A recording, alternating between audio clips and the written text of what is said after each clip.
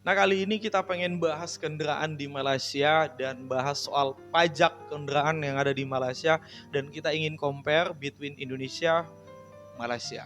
Jadi yang kalian yang suka kendaraan, yang bahas-bahas kendaraan, yang pengen tahu tentang kendaraan gitu, tonton video ini ya.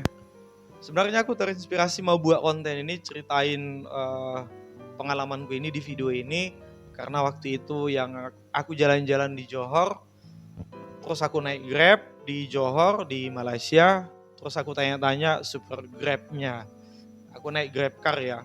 Jadi soal pajak, CC kendaraan, pajaknya berapa, terus harga minyak dan lain-lain gitu. Jadi kurang lebih aku mau sharing di sini ya. Tapi motor dulu nih, kebetulan aku di dalam Grab, kemudian ada motor lewat, aku tanya nih drivernya. Drivernya ini masih cukup muda sih, kayaknya di bawah 40 lah sedikit. Aku bilang, kenapa banyak mobil dibanding motor, lebih banyak mobil dibanding motor di Malaysia? Katanya banyak faktor ya, harga BBM murah, kemudian harga mobilnya juga lebih murah sedikit, kemudian harga pajaknya juga lebih murah. Oke, kita mulai dari harga pajak motor.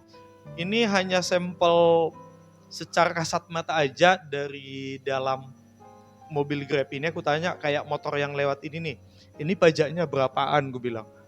Kalau nggak salah dibilangnya di antara 2 sampai 5 ringgit pajaknya sepeda motor roda 2, itu cc-nya yang dia tunjuk pas lewat itu kami paling 100 atau 110 cc. Pajaknya di bawah 5 ringgit per tahun. Sekali lagi ya, 5 ringgit atau di bawah 5 ringgit ada katanya per tahun, tergantung tahun motornya dan tergantung cc-nya. Ada yang di bawah 5 ringgit, bahkan motor di Malaysia ini masih aktif dan masih aktif dipakai motornya dan pajaknya masih aktif dibayar tiap tahun, itu di bawah 5 ringgit katanya. Ada di jalan ini katanya. Cuman mereknya atau cc-nya dia kurang tahu, tapi dia tunjuk, dia tahu oh ini motor ini di bawah 5 ringgit ini katanya gitu. Pajaknya per tahun. Aku kira per bulan, ternyata per tahun. Itu pajaknya di bawah 5 ringgit. Ini informasi ini aku dapat ketika aku lagi jalan-jalan liburan ke Malaysia Desember 2025. Di akhir-akhir Desember 2025. Oke, itu per tahun ya. Ini motor nih. Kemudian aku tanya nih, Grabnya mobil yang kami tumpangi itu. Aku tanya, cc mobil ini berapa bang? Dia bisa cakap-cakap bahasa Inggris sama Melayu juga lah, bahasa Indonesia juga paham dia. CC mobil dia yang pakai untuk nge-Grab itu adalah 1300 cc. Dan aku tanya, ini pajaknya berapa per tahun? Tahu nggak kalian berapa pajaknya mobil 1300 cc roda 4 di Malaysia? Hanya 70 ringgit. Pas dia katanya. 70 ringgit. Kalau kita kalikan untuk ke rupiah, untuk saat ini ya let's say 4.000 1 ringgit. 4.000 kali 70 berarti 280.000 per tahun. Itu 280.000 per tahun. Kita bandingkan nih motor dulu ya. Aku karena nggak punya mobil di Indonesia, jadi aku nggak tahu soal pajak mobil. Mungkin ini jutaan ya. Motor aja ya. Misalnya motor yang kita tahu lah di Indonesia, atau motor yang aku punya di Indonesia cc 100 atau 125 atau 110, itu pajaknya itu udah di angka 200 ke 300 ribu per tahun. Motor, sepeda motor ya, itu sudah di angka 200, range 200 ke 300 ribu pajak motor yang cc kecil di Indonesia. Oke, let's say antara 100 sampai 125 cc misalnya gitu. 110, 115, 120, 125 itu udah di angka 200 ke 300 ribu per tahun. Sedangkan motor di Malaysia dengan cc yang sama bahkan ada yang di bawah 5 ringgit, di atas 5 ringgit, di bawah 10 ringgit gitu. Jauh kali kan, timpang kali kan. Kemudian mobil nih, pajak motor kita di Indonesia diadu dengan pajak mobil di Malaysia baru imbang gitu. Pajak mobil di Malaysia 280.000 gitu kan. Aduh, sama ke pajak motor Indonesia, hampir sama dia, sama lah gitu kan. 70 ringgit per tahun, 280.000. That's why itu alasannya mereka lebih banyak punya mobil gitu. Jadi pajaknya juga murah, harganya juga murah. Untuk harga sepeda motor aku tanya driver ini, yang termurah yang dia tahu untuk saat ini di tahun 2025 ini, harga murah motor baru cash. Sekali lagi, harga baru cash termurah ini khusus Johor ya, ini khusus Johor dulu soalnya aku jalan-jalan di Johor gitu. Itu dimulai dari 5.000 ringgit. Itu yang paling murah katanya gitu, 5.000 ringgit. Kalau dia dikali 4.000 untuk 1 ringgit pas lah ya 20 juta gitu. Jadi itulah yang info aku dapat soal-soal kendaraan ya gitu. Apalagi ya, ini mungkin seperti konten-kontenku yang kemarin sudah ada bahas kendaraan juga, tapi ini untuk update yang terbaru ya. Selama aku jalan-jalan di Malaysia kurang lebih mungkin ada 2 minggu atau 2 minggu lebih, selama aku ke pasar, ke mall, ke supermarket, kemana-mana, ini yang paling aku sering lihat.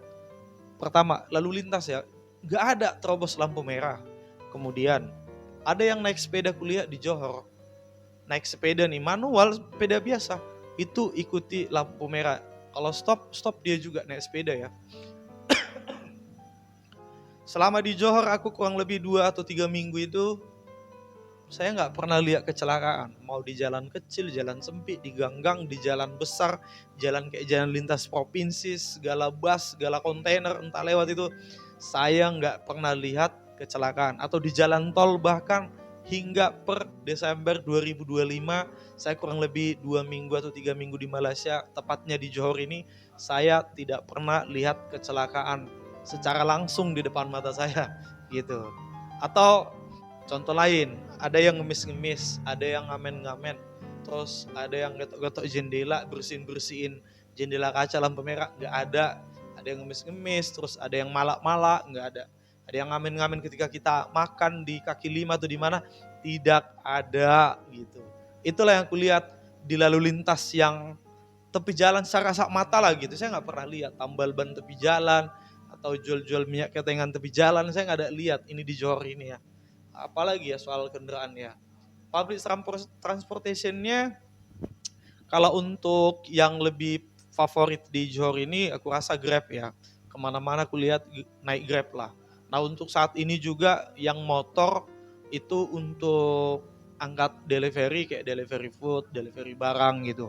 Jadi di Malaysia ini aku lihat belum pernah motor ngangkut manusia. Jadi kalau untuk Grab ngangkut manusia mereka Grab car-nya gitu. Aplikasi Grab ya paling populer atau paling favorit itu.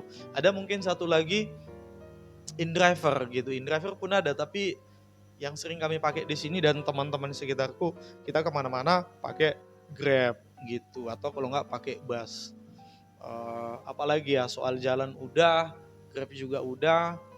Pokoknya di jalan nyaman lah kalau kulihat teratur, jalannya juga banyak berbelok-belok. Oh iya ini juga nih, hampir semua orang di sini aku lihat lah kalau bawa mobil pribadi, berkendaraan pribadi dan jalan kita naik Grab, itu driver Grabnya itu selalu pakai aplikasi.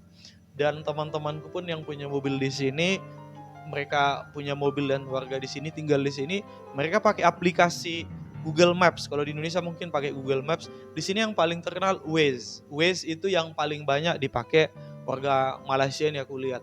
Bahkan mereka udah tinggal di kota ini pun mereka kemana-mana pakai itu gitu loh. Karena kenapa? Dibilang gini, kalau pakai Waze itu misalnya yang tanda-tanda ada sign kecelakaan, ada traffic jam, ada ini, ada nampak di aplikasi itu lebih detail dibanding Google Maps katanya. Jadi mereka lebih banyak pakai Waze. Itu. Satu lagi supaya tidak bisa silap. Karena kalau silap dia lewat simpangnya, lewat jalan yang ingin kita tuju atau U-turn-nya, lewat itu musiknya katanya jauh kali, makanya selalu waspada pakai Waze itu. Kan jalannya berlapis-lapis tuh, ke atas, ke bawah, ke samping gini. Aku aja pun bingung lihat jalan di sini kan, ada yang ke atas lah, ke bawah, ke kiri, ke kanan, lurus. Jadi berlapis-lapis jalan itu. Jadi kalau dilihat di aplikasi itu berapa jalur gitu kan, ada yang ke atas kiri, ke atas kanan, ke atas lurus gitu. Jadi banyak, jangan sampai lewat dan jangan sampai kelewatan, sampai lewat satu simpang itu mutar baliknya jauh gitu. Makanya mereka selalu pakai aplikasi Waze itu. Nah dari situ yang aku tahu, oh mereka pakai aplikasi Waze ini ya. Bahkan yang udah bertahun-tahun, belasan tahun tinggal di sini, di kota Johor ini, Entah kemana-mana pakai itu, kemana aja gitu, pakai itu. Ya mungkin kecuali yang udah dekat kali ya, yang tembak lurus aja udah. Tapi kalau udah sempat masuk ke kota, masuk ke pinggiran kota, itu mereka selalu pakai Waze. Nggak tahu kemana-kemana pun pakai Waze. Mau driver-driver online itu selalu kulihat di depan setirnya itu selalu pakai aplikasi Waze. Nah itulah yang aku lihat di Malaysia ini. Sebenarnya masih banyak sih yang pengen aku ceritain, tapi kurang lebih soal kendaraan, lalu lintas, jalanan, itulah yang aku lihat ya. Public transportation-nya juga oke, busnya juga oke, terus transportasi masuk ke mall gini juga mantap, teratur, nggak ada klekson juga di sini, nggak ada telek juga nggak ada gitu. Terus apalagi motor-motor knalpot brong juga hampir tidak ada, bahkan nggak pernah kulihat lah di sini gitu. Itu wow. Dan mobil di sini pun kulihat per Desember 2025 lebih banyak kayak model-model 4 seater ya, kayak Mercy, kayak taksi-taksi gitulah atau BMW taksi gitu. Lebih banyak gitu lah yang kecil-kecil yang 4 seater. Itu aku juga kurang tahu kenapa ya. Itulah yang paling banyak dominan mobil yang aku lihat di sini. Dia 4 seater, nggak ada yang gede-gede kayak Innova, Fortuner, Expander, Pajero gitu-gitu. Jarang di sini. Yang kecil-kecil, yang kecil-kecil gitu ya. Itulah yang aku lihat untuk sejauh ini yang masih bisa aku sharing buat kalian, buat teman-teman yang ada di Indonesia, bagaimana perbandingannya. Ya, SDM-nya juga bagus-bagus, taat lalu lintas, nggak ada terobos lampu merah, nggak ada yang naik kendaraannya ke trotoar gitu, ditabrak pejalan kaki, tak ada kulihat. Pokoknya lebih maju dari Indonesia lah gitu. Tapi kita berharap kita bisa seperti mereka di Malaysia, kalau bisa lebih maju dari Malaysia khususnya soal kendaraan, pajak dan lain-lain gitu. Tapi ini juga ya sebagai closing statement nih. Pajak kita di Indonesia kendaraan itu kan mahal. Tapi fasilitas umum kita di Indonesia ini banyak yang jelek, halte jelek, jalan raya jelek, truk-truk sampah udah nggak layak pakai. Itu yang aku lihat di Indonesia ya. Jalanan berlubang-lubang gitu. Pokoknya fasilitas-fasilitas umum nggak sebanding dengan pajak yang dikumpul yang triliunan-triliunan itu. Gitu. Kalau kita bandingkan di Malaysia, pajaknya rendah, tapi fasilitasnya bagus di sini. Haltenya bagus, ada lampunya, jalanannya hampir tak ada kuliah jalan yang berlubang di sini gitu. Hampir mulus seperti jalan raya tol, kayak jalan tol, tepi-tepi jalan itu banyak bunga, banyak pepohonan, gak ada sampah bertebaran gitu kan. Gak ada plastik-plastik berterbangan pas kita lewat kendaraan gitu. Pokoknya fasilitas umum mereka jauh lebih bagus, lebih mantap gitu lah, lebih keren lah gitu. Taman-tamannya juga kayak ada fasilitas gym-gymnya, yang mini-mini gym di taman-tamannya gitu aku lihat ya. Tapi keren lah, pajaknya rendah, tapi fasilitas umumnya jauh lebih bagus gitu. Nah pemerintah Indonesia gimana nih? Ini salah satu PR kan, atau berpikir lebih bijak lah pemerintah Indonesia bagaimana mengelola pajak-pajak kendaraan ini supaya bisa berguna dan memajukan fasilitas-fasilitas umum yang ada di Indonesia. Oke, saya berharap pemerintah bisa jeli dan bisa membuat kebijakan memanage keuangan pajak negara ini ke gunaan untuk masyarakat, fasilitas umum yang digunakan masyarakat gitu. Oke, akhir kataku pamit undur diri. Jangan lupa komen, khususnya teman-teman yang sering ke Johor ya. Mana tahu dengan pengalaman yang sama, yang kita lihat dengan mata yang sama, coba kalian komen. Warga Malaysia, warga Johor, dan teman-teman yang pernah ke Johor lah gitu. Aku pamit, Samuel Silaban, salam dari Batam, Indonesia.